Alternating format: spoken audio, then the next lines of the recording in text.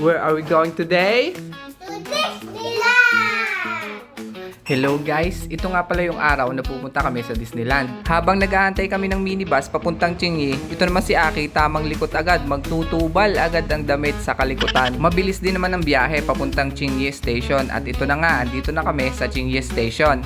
Dito kami sasakay ng MTR papuntang Sunny Bay. Malapit lang din naman papuntang Sunny Bay, bali isang stop lang Sunny Bay na agad. Pagbaba namin ng MTR, lilipat naman kami sa papuntang Disneyland na. Ito nga, ang cute ng train ng papuntang Disneyland. Kita nyo naman, puro logo ng Mickey Mouse ang nakadesign dito. At habang asa biyahe kami, may nakalaro silang isang lalaki kasi English speaking din yun, si Aki, tamang kulit kasi kaya marami siyang nakakausap ng mga ibang bata.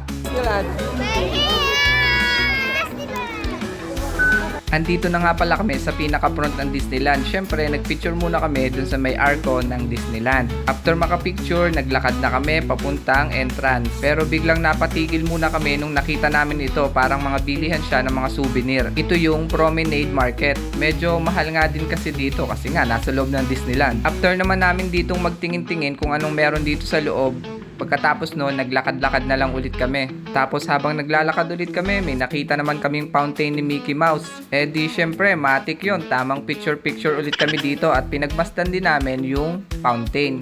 After namin dyan, tamang lakad-lakad ulit hanggang marating namin itong entrance na to. At nung makita namin, medyo may haba ata ang pila dito. Kaya si Aki, dating gawi, uupo na ulit yan sa may sapatos ko. Laging ganyan ang gawain yan, basta mangala yan. At sa wakas, nakapasok na kami dito sa mismong loob ng Disneyland. Di syempre, matik, picture-picture muna ulit. Ay siya game, lilibutin natin ang Disneyland sa abot ng aking makakaya. Panoodin nyo para na rin kayong nakarating sa Disneyland. Ang masasabi ko, talagang napakaganda nga pala dito sa Disneyland. Sa sobrang ganda at sa sobrang lawak nito, sa tingin ko, hindi pala to kaya ng isang araw lang. Siguro kailangan mo dito ng 2 araw para malibot mo ang buong Disneyland. Baka nga kailangan mo pa dito hanggang 3 araw, pero di ko din alam. Kaya kung pupunta kayo dito, dapat maghanda kayo ng madaming energy kasi madaming lakad ang mangyayari dito sa inyo. Kami, habang naglalakad, tumitingin kami sa map ng Disneyland para malaman namin kung saan yung pupuntahan namin. Kailangan mo nga din talagang galingan ang pagtingin sa map para hindi ka masyadong malito kung saan ka pupunta. Dahil nga sa sobrang haba na ng aming mga nalakad, medyo nakaramdam na kami ng gutom at tamang ang oras ay parang 11 or 11:30. Kaya naisipan namin na kumain na lang din agad para hindi pa masyadong puno yung mga restaurant na kakainan namin. At dito namin napiling kumain sa Royal Banquet Hall. Tara, kain tayo. Pasok tayo sa loob para makita nyo kung ano yung itsura ng restaurant na to. Napakaganda nga pala ng loob nito. Kita nyo naman, kayo nang humusga. Kahit nga medyo maaga pa, 11 AM pa lang ito, ay medyo madami na agad tao. Kaya tama yung desisyon namin na kumain na agad. Dito nga pala sa loob ay may iba't iba kang pagpipilian na parang mga booth. Ito, international. Andyan yung mga international food. Ang sumunod naman dyan, entries royal, tapos ang sumunod, Japan. Pero dito namin napiling kumain sa grill. Ito nga palang lunch meal namin ay kasama na dun sa binili naming ticket.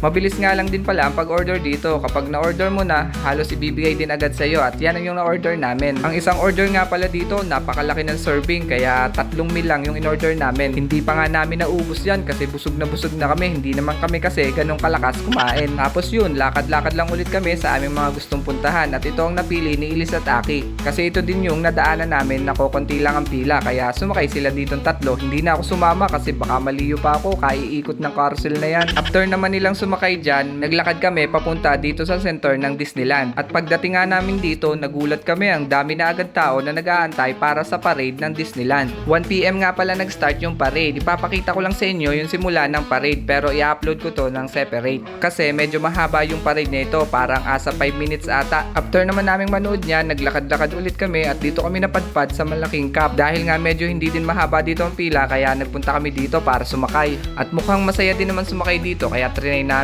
Kaso yun nga, kakahilo pala dito, ang bilis ng ikot. Kasi si Ilis at Aki natuwang magpaikot kasi ikaw yung magkocontrol dito kung gaano kabilis yung magiging ikot mo. Buti silang dalawa, hindi nahilo, ako medyo nahilo ako. After naman namin sumakay doon, meron din kaming free sa ticket namin na snack. May free kami na popcorn, tapos pwede din na sa halip na popcorn, pwedeng ice cream. Ang pinili ni Aki at saka ni Ilis ay ice cream. 2 flavor na pagpipilian dito ng popcorn, caramel at saka grape.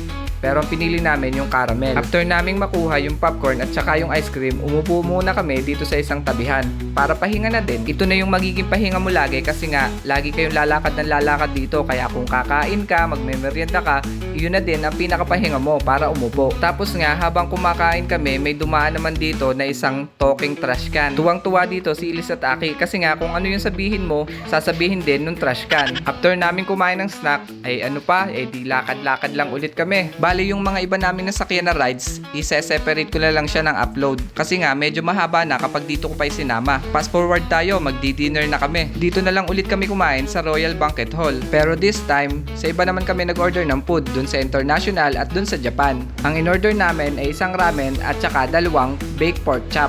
At maya-maya pa ay nag-announce na 8:30 daw yung firework. Kaya yung mga tao pumwesto na sa mga magandang spot na makita yung firework. Syempre, ang pinakamagandang pwesto dun sa malapit. Tapos habang nag-aantay kami, nakita na naman si Ilis at Aki ng kanilang mga kakalaro. Ang dami nga din talagang nakalaro ng dalawang ito na ibang lahi. Dito nga lang pala kami pumesto sa bandang hulihan. Ang mahalaga sa amin, nakita namin yung fireworks sa Disneyland. Hindi man ganun kalapit namin nakita, at least nakita namin kasi ang inaalala namin, kapag andun kami sa unahan, bago pa kami makalabas, kapag katapos nito, sobrang dami ng sasakay ulit sa tren. At yun nga, kahit nakakabitin, ang sarap sa pakiramdam na nakapunta kami dito at napanood namin itong fireworks na ito. At sobrang saya namin ni Jujan kasi bilang isang magulang, nagawa namin ito sa aming mga anak. Naway pagbigyan ulit ng pagkakataon na makapag-travel kami sa iba namang lugar. Ay siya paano, dito na matatapos ang kwento ko guys. Salamat sa pakikinig. Naway nasiyahan din kayo. Hanggang sa muli. Bye bye bye!